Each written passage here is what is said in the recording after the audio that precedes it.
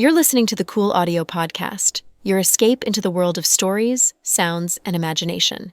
Whether you're driving, chilling at home, or just need a moment to unplug, we've got a story just for you. So sit back, relax, and let the journey begin. Lynn smiled. Not yet, baby. Why not? Fiona was puzzled. Because we're waiting for another important person. Huh? Another important person? Fiona was confused. Then they heard footsteps and looked back together. Professor Wagner stood at the entrance dressed in a deep blue striped suit. His gray hair and silver-rimmed glasses made him look like an elegant scholar. Damn, Dad. Fiona was stupefied. Chloe was also emotional. Her voice was small, but Professor Wagner still heard her when she said, Dad. Fiona, Chloe, Lynn, you're all here. It's so good. This is the scenario I've dreamed about countless times. Professor Wagner burst into tears. He lowered his head and took off his glasses. Fiona ran over and pinched her dad's cheeks. Wow, you're indeed my dad. Your loose cheeks haven't changed all these years. Bad girl, let go, it hurts. Haha, Dad, I love you. It's great to see you. Fiona hadn't seen her father for a long time, so she was thrilled to see him here. She almost jumped in joy. Chloe? Professor Wagner looked at his elder daughter. Dad. Chloe strode over and gave her dad a big hug. Mom, you got a cell phone? We must record this moment. It's the classical reunion of the century. I've never dared to imagine that we'd have this moment. Am I dreaming? Fiona kept pinching herself and didn't stop until she felt pain. She looked silly. Who'd imagine the female demon Fiona would look like this? I don't have a cell phone because we must block electronic signals, but we have cameras. Then Lynn turned her head and yelled, Messiah! Yes, Master. Come in with a camera. Yes. Messiah walked in respectfully with a black SLR camera in her hands. Take a picture of us, Lynn ordered. Yes.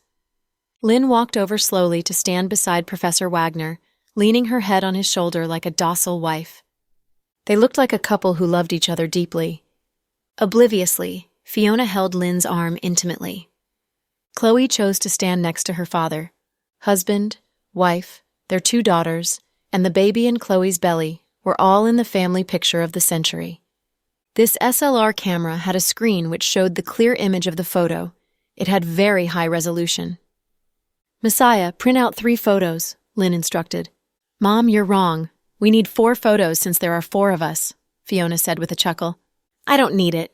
You guys will each have 1 picture. Why don't you need it? Fiona was puzzled. Because you're all in my heart.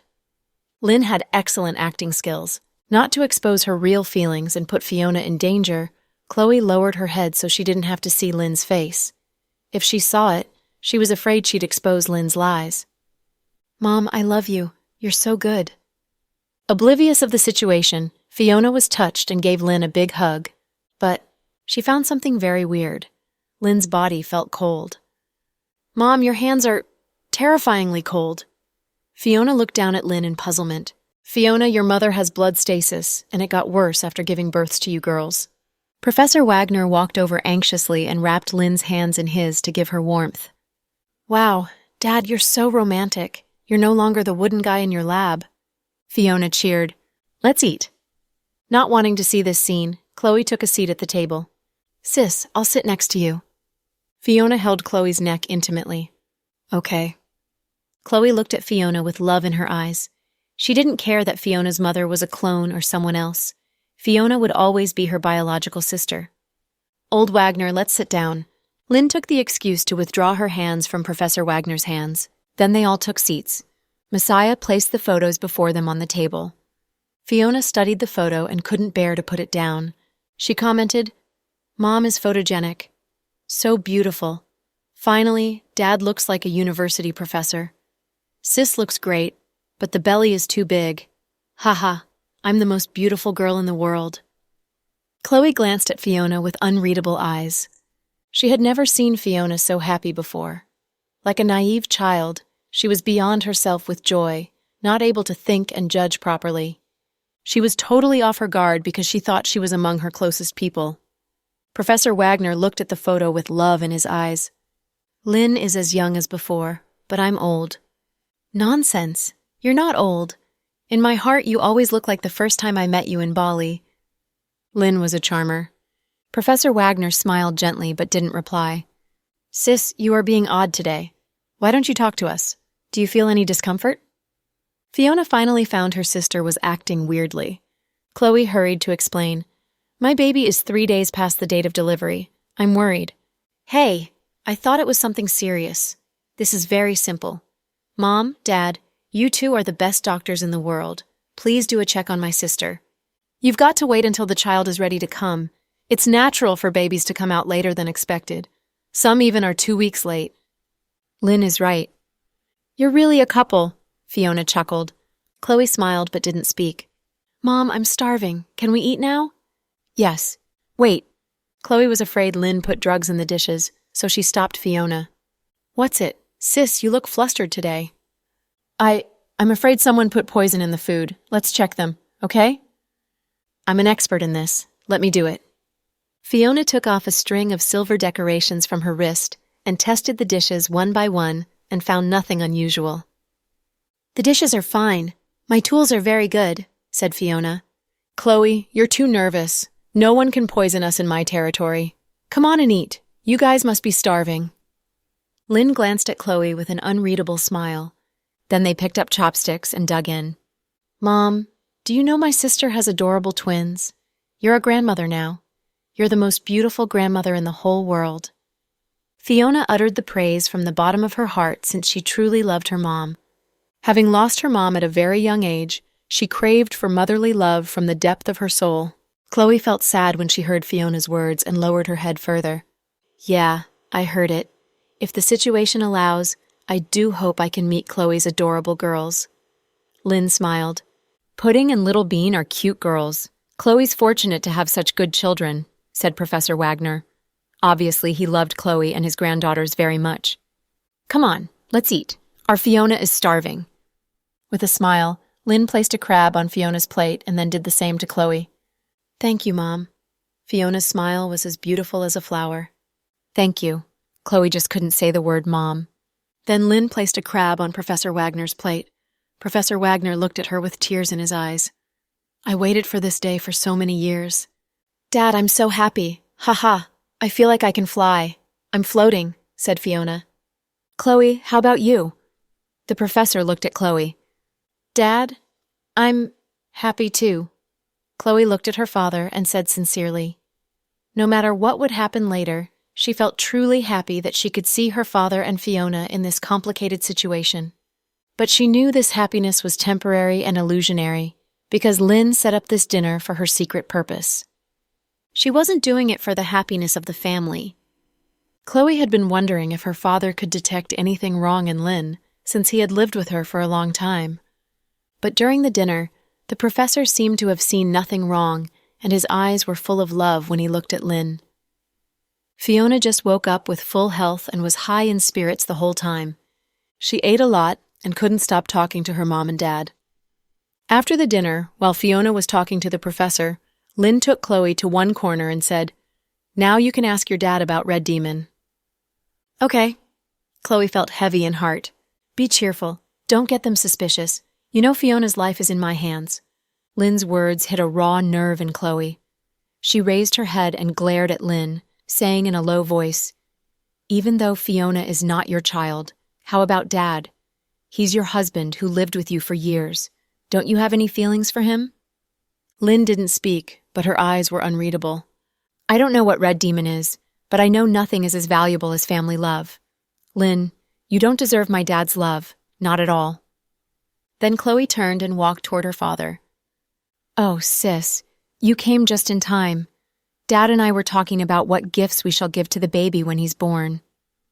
I don't want gifts. I'm happy so long as you're sound and safe.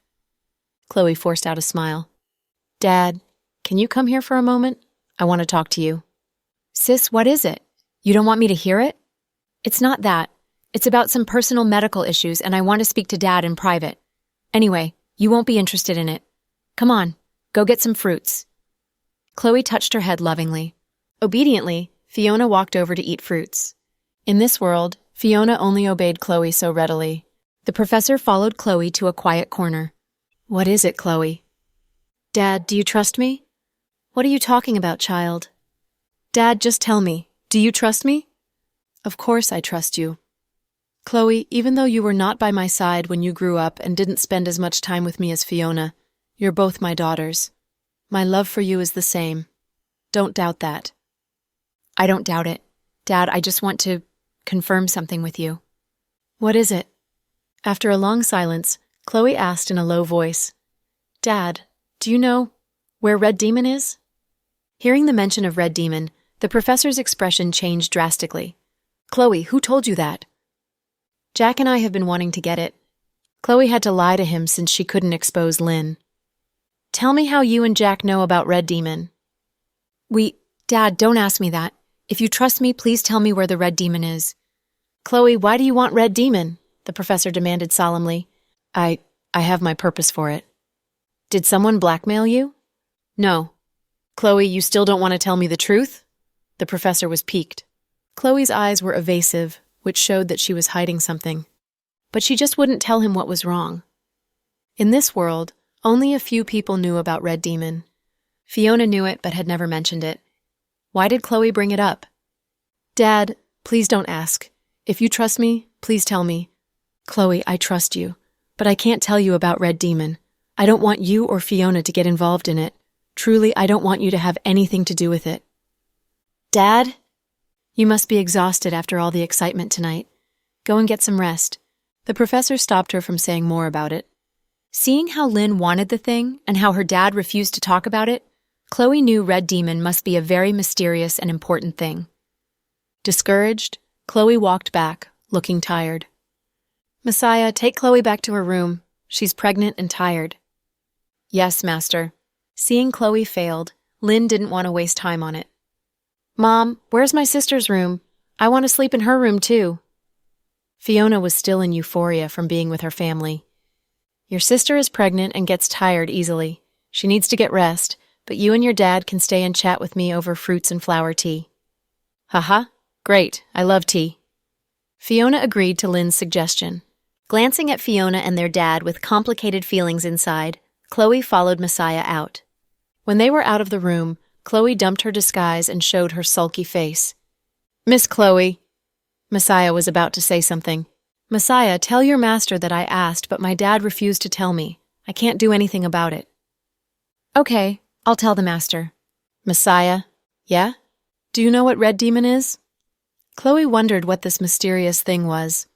Maybe Messiah, Lynn's trusted servant, knew something about it. I'm sorry, Miss Chloe, but I don't know anything about it. Okay. Chloe was disappointed. Obviously, even if Messiah knew about it, she wouldn't tell her. But it roused Chloe's curiosity even more. In the city. It was a quiet night. Jack was working in his study when his cell phone beeped. It was an invitation for a video chat from Avery. After he pressed the answer button, Little Bean's baby voice came to his ears. Daddy, good evening. Heh. Good evening. Mr. Old Dawson, you're working late in the study again? Seeing the background, Little Bean immediately recognized it was the study. Yeah, I'm working hard to save money for you and your sister's dowries. Jack even joked with her. What? Dowries? Please, don't do it. Mr. Old Dawson, you're so rich already. If you save more money for us, my sister and I won't be able to find guys to marry us. The guys we choose will be under great pressure. No matter how excellent they are, they'll be called fortune hunters depending on their wives. You're just worried about Ethan's reputation. Jack chuckled. Mr. Old Dawson, you're naughty again. Little Bean exchanged jokes with her dad for a while, and then gave the cell phone to her sister reluctantly. Pudding's style was totally different. Daddy, have you had supper? Yes, I have. Don't work late, it's not good for your health. Okay, I'll do as you say. Is it busy in the company? After Aunt left, you are short on hands, right? It's fine. Your grandma has gotten better and your uncle came back to help me. Jack mentioned Thomas. How about my stocks? I've been managing them for you. There's no big change in total assets. The profits are about 1 million each day. Good job, Daddy. Love you, Pudding said shyly. Where are you now? We're in Los Angeles. We visited Granduncle. He was very happy and bought us many things, including food, clothes, and toys. He spent lots of money. Yeah, everyone in our family is rich. Jack chuckled. My sister and I are happy. Aunt and Max take good care of us. Hey, Pudding, you should call me Uncle now. Max appeared before the camera and complained. No, we won't do it until you pay us. Whoa, little girl, you even want to blackmail me. Brother-in-law, you must discipline your daughters, Max complained. Then Avery grabbed the cell phone from him. Bro, I think you lost weight. Did I? Hearing Avery's words, Jack touched his gorgeous face. Yeah, you've been eating little, right? You must eat more. You'll look more handsome when you gain some weight. Okay, I'll eat more. Seeing his daughters were having a good time, Jack was satisfied. Daddy, did Grandma and Grandpa say they missed us? Little Bean yelled from behind Avery. No. Impossible. Mr. Old Dawson, don't lie. If you lie, the big bad wolf will eat you, said Little Bean. They truly didn't say they missed you. It's impossible. I can't speak for my sister, but I'm so cute and have such a high status in our family. I'm sure Grandma and Grandpa miss me. Your Grandma and Grandpa are on an airplane. I guess you'll see them in less than 24 hours. Damn, they're coming to Los Angeles too? Yeah. That's amazing. Awesome. Haha. What a surprise. Little Bean jumped in joy after hearing that her grandparents would come. Daddy, where's Mommy? I want to talk to her. Little Bean was oblivious of the situation and asked to see Chloe. As they talked, the study's door opened and Chloe walked in with her hair down. Holding a cup of coffee in her hand, she walked in with a seductive sway in a semi-transparent silk sleeping gown. Is it Mommy? Hearing the sound, Little Bean leaned over. Daddy is busy. Talk to you later. Jack ended the call immediately. Hun, whom were you talking to on video? Jack didn't reply. He looked at her unfriendly. Were you talking to our babies? I say, you didn't even consult with me when you sent them to travel. Even if you're not pleased with our trip to Japan, you don't have to take it out on the kids. You're imagining things. I would never take it out on my own daughters, said Jack coldly. Come and have some coffee. This is your favorite. With a sway of her hips, she put the coffee on the desk. She had remembered from her shared memory with Chloe that Chloe always made a cup of coffee for Jack when he was working late in the study. But to her surprise, it wasn't easy to fool Jack. I don't drink coffee now. You don't have to make it for me. What's wrong? It seems you've been very angry with me lately. With a smile, she walked over and reached out to hold his neck. But he pushed her hands away without hesitation. Hun, what are you doing? I don't have the right to touch you now? Chloe's smile was still calm. Jack raised his head and looked at her, saying slowly, Then did you remember I'm your husband when you went to see Justin behind my back? Did you remember I'm your husband when you put on Justin's goose-down coat on the street and complained to him about your unhappy marriage and told him your plans of divorce while you ate with him in the restaurant? Did Justin tell you these? I don't need him to tell me. You followed me? Do you think I had the time to do that? Jack, tell me how you know all these things, she demanded. You must answer me first. Are they true? Did you do those things? What? You're silent now. Weren't you very sure of yourself a moment ago? Jack, if you think we don't love each other anymore, you can divorce me. I don't want anything from you. Don't worry. Don't even think of it. I'll never divorce. Jack would never allow this psycho woman to ruin the happy life that he and Chloe had worked so hard for. Then you want to torture me to death? You don't want to divorce and ignore me? Don't forget I'm a woman with a woman's needs. You're a woman. How can you say these words? What's wrong with that? A woman? We live in the modern time. Jack, are you such a male chauvinist pig? Chloe's loud voice alerted the servants in the house. Uncle George, who never interfered with their private business, came up into the room. Sir, madam, what's wrong? Chloe didn't speak. Jack glanced at him. It's okay. Uncle George, go back to your room. Sir, madam, please calm down. A quarrel between husband and wife is always short. There's no difficulty you can't overcome together. As an elderly man and the butler of the house, Uncle George didn't want to see the conflict between his master and madam escalate. I don't have the energy to argue with you. Chloe turned to go. Where are you going? I'm going out for a night meal. With a mysterious smile, she returned to the bedroom and changed clothes. Taking the Hermes handbag, which cost hundreds of thousands of dollars, she got into the Ferrari and raced out. In fact, Chloe had never used this bag before. Looking at the departing car, Jack was a bit regretful to anger her since there were no benefits from it. She said she went out to have a night meal. Did it mean... At this thought, Jack got frustrated. He called Noah immediately. "What's up, Jack?" "Where are you?" "In the bureau." "Send more patrols in the city." "No, old ace. Find Chloe and follow her car. Send your men to the place she is going, but don't let her know that you're following her." "What's up? Are you two fighting?" "I can't explain it now. Anyway, watch her. She'd been driving a red Ferrari. The plate number is NE 8699. Okay." Hanging up, Noah mumbled, "We cops have become the tools to protect his wife now?" But Jack was his buddy, and he must do this favor to him. Noah instructed a young cop, Son, find where the car with the plate NE 8699 is. "Yes, Chief Ace." In a little while, the young cop returned with the information. "Chief Ace, the car is at Nightview Bar." "Nightview? Isn't it a bar for gays?" Noah was surprised. "Chief Ace, what shall we do?" "Tell others to get ready. We'll go out in a minute." "Yes."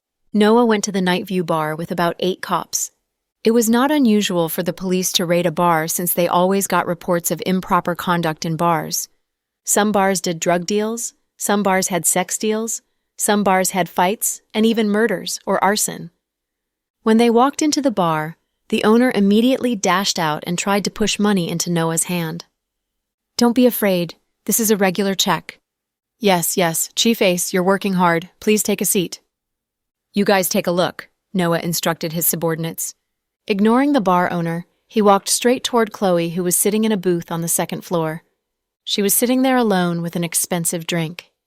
She was still looking for tonight's prey when Noah slapped her shoulder. She looked back and almost hit back when she realized it was Noah. She suppressed her anger since Noah was Chloe's friend. "Chloe, you're drinking alone?" Noah asked. "Old Ace, what are you doing here?" She disliked Noah, but had to pretend she was his friend. "I received a tip that there's illegal deals going on here, so I came to have a look." "Why are you here? This is a notorious bar for gays." "I'm just curious and came to have a look." Chloe continued to smile. "Sarah said you never enter gay bars. What brought you here today?" "My kids are not home and my husband is ignoring me. I'm lonely and have nowhere to go." Chloe put on a pitiful face. "You two fought?" "Yeah." "No way. I thought you two never fight." "How can that be?" Chloe even smiled. She thought Noah would leave with his men after the check, but he sat down and began to chat with her. He even forced her to recall their days in high school. Layla was so frustrated that she almost lost her patience. 1 hour later, Noah. "Chloe, why did you choose Jack when you were in high school and didn't spare a glance at another guy?" 2 hours later, Noah. "Chloe, do you think Ethan and Little Bean will be together when they grow up?" 3 hours later, Noah. "Chloe, what do you think I should give Sarah for Valentine's Day?" Finally, Chloe couldn't bear it anymore. "Noah, aren't you off duty?" "Oh, I told my colleagues to go home. I just stayed to do some catching up with you." "I'm sleepy. I've got to go. We'll talk another day." "Okay, I'll drive you home." "Don't. I drove here. I can go home by myself." "I must escort you home. The city is not safe. Do you know the rumors about vampires?" "Heh, vampires," Chloe smirked, thinking how ignorant the humans were. "Yeah, several people died in the first hospital. Everyone is panicking. They say we cops are useless, but we are doing our best." Noah looked helpless. "Yeah, I believe you'll catch the murderer." Chloe said the words with an ironic smile, but Noah didn't notice it since he'd never suspect such a good friend of his. "Anyway, it's not safe during the night. I'm afraid that psycho might target you. I'll escort you home." "Okay." Seeing Noah insisted on escorting her, Layla suddenly had an idea. If she killed Noah on her way home, wouldn't that be more fun? Wouldn't those people be grieved? When she was playing with this idea, Noah said, "I just sent a message to Jack, telling him we'll be home soon. He's waiting for me to have tea. I'll have a chess match with him. Ha ha." Good. Hearing his words, Chloe gave up her idea. After all, if she killed Noah, she couldn't find an excuse to get away with it. Suppressing her anger, she was escorted back home by Noah. Sure enough, Noah had several chess matches with Jack, and then they had a midnight meal with beer. Then Jack drove him back home. However, on his way back, Jack heard a guy was killed near the Southern Development Zone. It was very close to South Hill Manor. They had watched that psycho woman for the whole night, but she still went out and found a prey while he drove Noah home. The killing method was as vicious as before. A homeless guy was killed, and his heart was gone. With his chest torn open as if by a wild beast, his blood had been drained. Having just returned home after drinking with Jack, Noah got a call from the bureau. He went out again to investigate the case. When Jack returned home, Chloe was watching TV in the living room in her sleeping gown.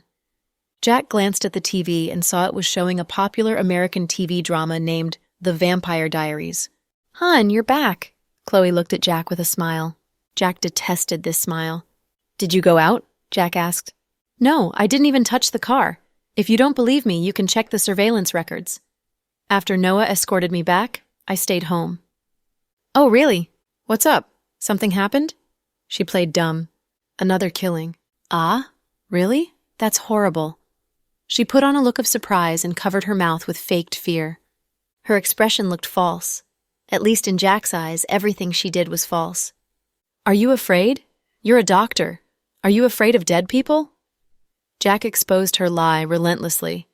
"Hun, even though I'm a doctor, I'm also a little woman. How can I not be afraid? Noah said this murderer has been active and killed many people. They are talking about vampires." "Vampires?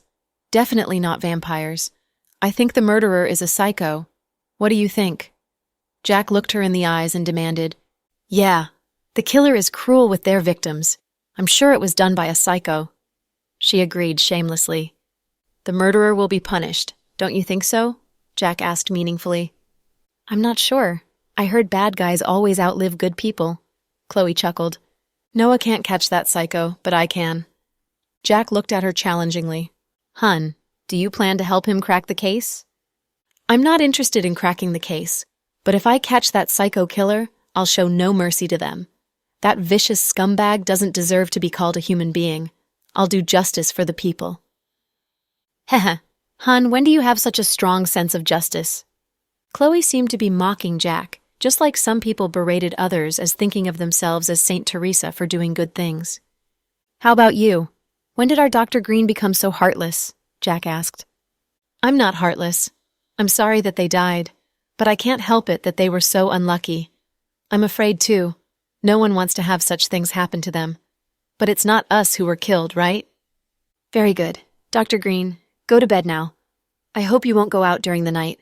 Jack knew she killed the homeless guy, but she moved faster than he had expected. He was out for less than 40 minutes while he drove Noah home and back. But this woman dodged the surveillance cameras and didn't drive a car from the garage or book a taxi. She went out, killed a person cruelly, and came back without leaving a trace behind. Jack was surprised at her great abilities even though he had known she had some abilities beyond human limit.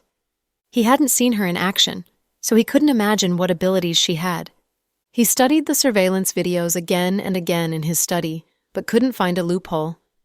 It reminded him of the creepy incident where James had dodged all the surveillance cameras as he appeared before Thomas. The more he thought about it, the more he felt James and this woman belonged to one group. This woman was probably even more powerful than James. Jack had sent the twins and then his parents away because he was getting ready to have a final battle with this monster, and he couldn't back out. Ever since he had found that this woman was an imposter, Jack had had little sleep.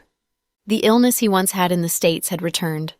Tortured by the devastation and grief he felt after losing Chloe, he almost fell apart, but he did his best to retain his composure.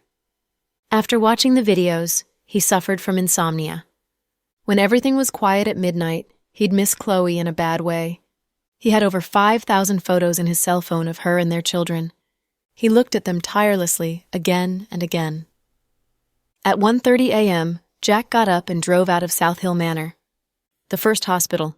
Due to several deaths happening here lately, there were much fewer people in the hospital. Jack walked directly into Stella's ward. After his mother-in-law was released from the hospital, Jack had sent some trustworthy bodyguards to protect her. Thomas loved his wife and came to the hospital to take care of her after work every day. Stella had been in a coma for a long time now. If Jack hadn't done the surgery for her, Stella would have become ashes by now. "Brother-in-law, what are you doing here?" Seeing Jack, Thomas stood up. "You're still up?" Jack had thought Thomas was sound asleep at this late hour. "No, I can't sleep. Each night I sit here and hope my wife will wake up." Looking at Stella lying in bed, Thomas was devastated. Jack patted him on the shoulder. "Don't worry, Stella will wake up. She loves you and the family so much." "Yeah, I know. I'm here waiting for her. She will wake up." "Brother-in-law, why are you here at this late hour? Did something happen?" Thomas looked nervous. "No, don't worry. I just can't sleep and came out for some fresh air." "How about my sister?" Thomas asked. "She's asleep," Jack lied. It was a white lie, though. "Are Pudding and Little Bean in the States now?" "Yeah. I saw their posts on Moments. They said they'd bring me gifts when they come back."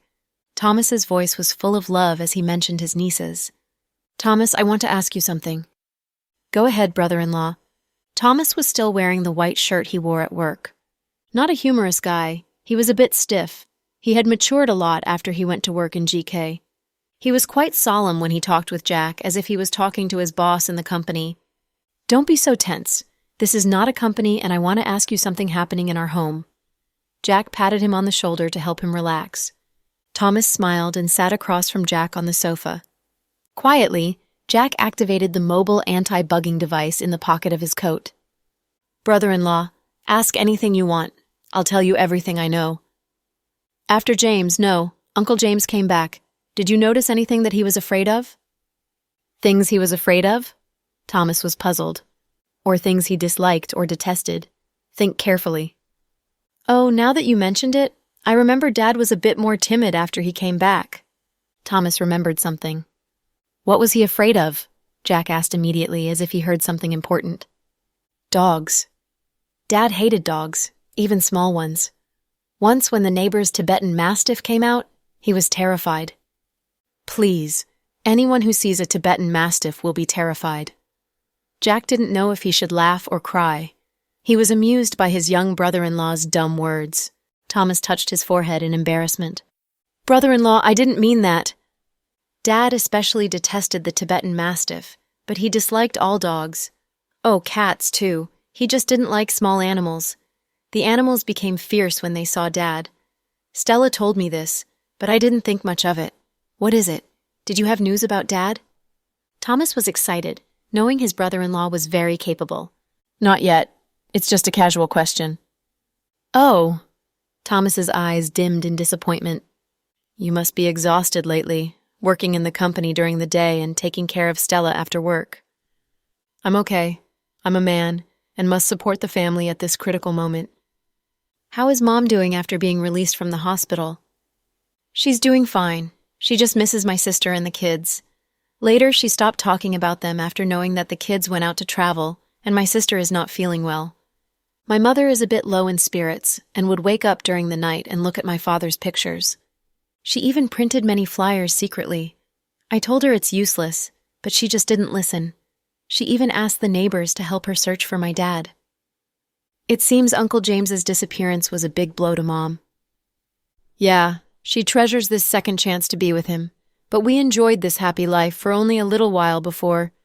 Well, Mom's an unfortunate woman." Thomas sighed lightly. "If I have news about Uncle James, I'll tell you." "Good. Brother-in-law, you've done a lot lately." "It's my duty." Getting the information that he wanted, Jack left the hospital. Meanwhile, Justin didn't dare to go to nightclubs anymore. After all, Melody was so bossy with him. After work, he returned to his house to read books, watch TV, eat, and play games. There was a popular game lately, and many people were playing it. It was called Traveling Frog. Even Anne was obsessed with it. Justin was puzzled about its popularity. As he browsed Moments, he found Melody also played the game and even posted comments about how her frog son went out to travel and didn't come home, etc. Amused despite his anger, Justin sent a message to her. "Justin, Melody, I'm not bluffing, but if you stay up so late and don't look sharp at work the next day, I'll deduct your salary." Melody replied to him instantly. Melody, go ahead. I'm now rich and don't care for those small salaries. Justin, F, you sound like a wealthy girl. You can be my sugar mama. Melody, I can't afford you, but if you have excellent skills, I might get a usurious loan to buy your services. Melody, haha, you're scared, huh? Justin, you're good. When did you become so dirty, Melody? Melody, I must ask you meekly, when was I innocent? Justin, you win? Melody, haha, send me a red packet. Justin, I have no money. I'm a poor guy. Melody, you call yourself poor? Shame on you. Justin, you dare berate your boss? Do you still want to stay an Imperial Star? Melody, you, a big boss, even threaten a small employee. Shame on you. Justin, you, a big star, tease and blackmail your boss. Shame on you. Then Melody sent him a red packet. Justin was stupefied. Justin, what do you mean? Melody, take it. President Cooper, you behaved well tonight since you didn't go to a nightclub. Justin, humph. Melody, don't humph me. If you don't want it, I'll take it back. Justin, you can't. Red packets are not money transfers. You can't take it back. Ha! I'll open it. When he opened the red packet, he exploded. Justin, damn, only 1 cent. You wasted my data. Return my data. Melody, haha, don't lie to me. You're at home using Wi-Fi. How can I waste your data? Justin, you sent me 1 cent? You're shameless. Melody, you're shameless to open the red packet. How can you call me shameless? Justin, I'm unfortunate to have an employee like you. My goodness. Melody, you're blessed to have an employee like me. Humph. Justin, I don't like this blessing. Melody, I'm the biggest prize you ever have. Humph. Justin, I guess the prize is equivalent to the toothpaste or soap bars one gets on the lucky draw activity at the company's annual conference, right? Melody, haha, you insult me.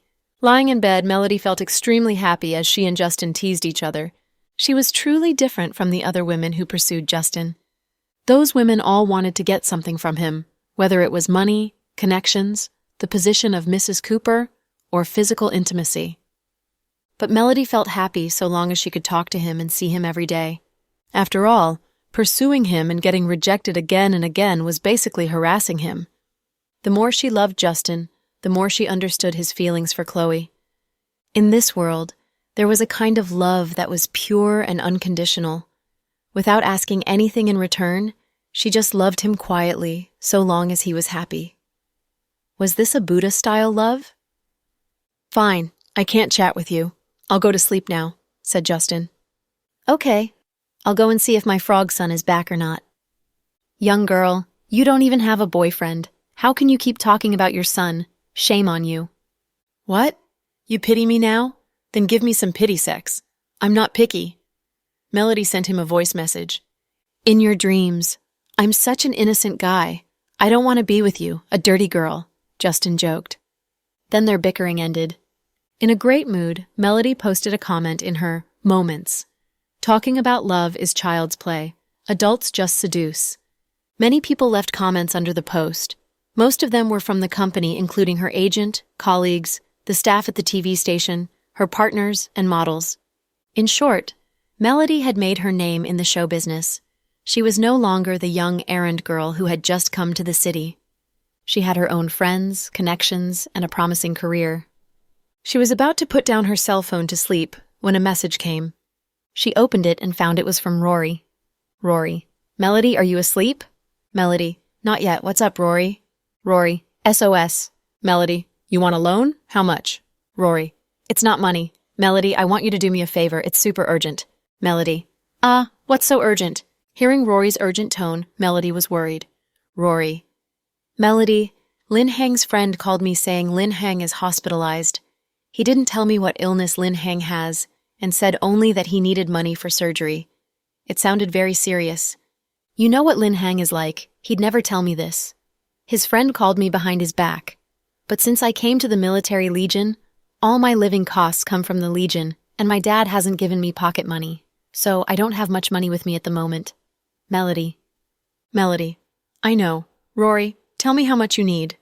Rory. His friend said at least $200,000. Melody was surprised. $200,000? What illness does he have? It's a stunning figure. Rory. Melody, please help him. I'm in the Northwest and I'm quite worried about him. You pay the medical cost for Lin Hang and I'll pay you back. Melody, Rory, what are you talking about? We're friends. Of course I'll help you. Give me his friend's number and I'll call him right now. I'll go to the hospital and see how much he needs. I'll do my best. Rory seemed to be weeping and her voice trembled in the voice messages. Rory, Melody, thank you. Melody, don't thank me. Just treat me with a big feast when you come back on holiday leave. Rory chuckled and replied, Deal. It was 11:30 p.m. Melody got Lin Hang's friend's number from Rory and called him. Understanding that Lin Hang was at the first hospital, she went there in a taxi immediately, taking a bank card with her. Lin Hang's friend was waiting for her at the gate. Melody knew this guy. He was Lin Hang's good friend and had joined their meals several times. Seeing Melody, the guy was relieved. I'm surprised to see you here, Miss Melody. He said it meaningfully. Melody had never contacted Lin Hang or his friends after she got famous. It wasn't that she looked down on them after being famous. It was just that the things between her and Lin Hang got awkward after she rejected his love. Besides, she had hung out with them because of Rory, who was their old friend. Now that Rory left the city and joined the army, Melody didn't have much to say to them. Despite all this, Melody knew Lin Hang was a good guy. When she was in the hospital, he had given her $50,000, which was a big figure for him. What happened to him? Melody asked Lin Hang's friend. Let's talk inside. It's cold out here. Okay. Melody nodded and followed him into the hospital. As they walked upstairs, the guy told her the situation briefly. Lin Hang had uremia, the serious kind too. Melody was stunned. How can it be? He's still young. Melody felt heavy inside. People of all ages have this illness. Anyway, the treatment is very expensive. Lin Hang has sold the mechanic shop, but it's still not enough. I suggested crowdfunding, but he refused. You know how proud he is. He doesn't want to declare his illness to the public and ask people for money like a beggar. Left with no other choice, I called Rory. I heard it from Rory. Melody's heart was heavy. Miss Melody, please help Lin Hang. Truly, we can't lose him. We've been friends for years and have had great times together. We're poor, but we share many beautiful memories as we rode motorcycles together. We even traveled to Tibet. Lin Hang isn't married and doesn't have children yet. He's an unfortunate guy and his parents can't do anything for him. He's been on his own all this time, but now... The guy paused as his eyes turned teary. Don't cry. It's fine. Tell me how much he needs. I'll help him. Miss Melody, if you can help Lin Hang this time, I and the other buddies of his will do anything for you. Seeing Melody was so generous, he got emotional. Let's not talk about it. I'm happy that I can help Lin Hang. Now let's go and pay the fees. Thank you, Miss Melody. The guy had thought Melody would ignore them after becoming famous. To his surprise, she was so loyal to her friends that she even raced to the hospital in the middle of the night without even wearing a mask. Most importantly, she went to the core of the problem without a fuss. At the cashier's window, the cashier looked cold as she heard they were here to pay for Lin Hang's fees. Hurry up, or we'll stop the treatment. We're here to pay for it. How much does he owe? Melody opened her bag. He owes more than $170,000 now. Our hospital is very humane. No other hospitals would allow inpatients to owe so much. Fine. I'll deposit $300,000. I'll pay later if it's not enough. Here's the card. Melody handed her a bank card. In fact, there was less than $400,000 in it. It was true she was now popular, but her income wasn't so high yet. Besides, Imperial Star paid its performers every 3 months. After giving her parents lots of money, she didn't have much left. Fortunately, she had enough to handle the emergency. The cashier turned friendly after hearing that Melody would pay $300,000. Are you his girlfriend? You're good to him. Shut up and get it done. We want the best treatment for him. Standing beside Melody, Lin Hang's friend was now more assertive. After paying the fees, they walked toward the ward zone. Miss Melody, I truly appreciate your help today. Don't mention it. Lin Hang is also my friend. You can call me directly if you need anything. Rory is in the Northwest and can't help you right now. She can't do anything other than getting worried. Here's my number. She gave the guy her name card, and he put it away carefully. Miss Melody, don't worry. We look like a group of good-for-nothings, but we're not ungrateful people. My dad is going to sell a piece of land, and we'll get $200,000 for it. I've talked to my parents, and I'll pay you back as soon as we get the money. It's fine. I don't have use for the money right now. The most important thing is Lin Hang's treatment. Melody's words warmed the guy's heart. When they got to the door of Lin Hang's ward, he said, "Lin Hang will be happy to see you. He likes you very much." Hearing his words, Melody was embarrassed. "I'll go in and see him." Without answering him, she pushed open the door and entered. Thinking Lin Hang was asleep, she planned to have a look of him and then leave. But to her surprise, he was reading when she entered. He was reading a world classic, The Old Man and the Sea. Seeing the title of the book, Melody was surprised. She had never imagined that Lin Hang, a rough-looking guy, would read such a sentimental book. Hearing her footsteps, Lin Hang thought his friend was back. "I'm fine. I'll sleep in a minute. Go back and grab some sleep. You've been here for the whole day." Lin Hang didn't turn his eyes from the book. He seemed engrossed in it. "The Old Man and the Sea? Is it good? You like Hemingway?" Melody asked with a chuckle. Hearing her voice, Lin Hang shook slightly. He turned his head and felt a bit dizzy when he saw her, thinking he was dreaming. But seeing her gentle and beautiful smile, he knew it was real. What are you doing here?" "I heard you're not feeling well, so I came to see you." She didn't say anything about his illness, not wanting to make him feel bad. Lin Hang put down the book immediately and looked at her with surprise and joy in his eyes. He was very happy to see her. Without invitation, Melody sat down on the chair by the window. "It's late and the fruit and flower stores are closed, so I didn't buy anything." "You coming to see me is the best gift?" Lin Hang's face had been pale, but seeing her, his color returned a bit. "Maybe I'll send you a red packet?" Melody teased him. Lin Hang's smile deepened. "Melody, you're as funny as before." Melody said, "Laughter makes people younger. My parents used to say only happy people have a free life. I'm satisfied with my personality. Being funny means I can entertain myself and others." "Yeah, that's why so many people like you," Lin Hang looked at her and said sincerely. "Indeed, many people like me.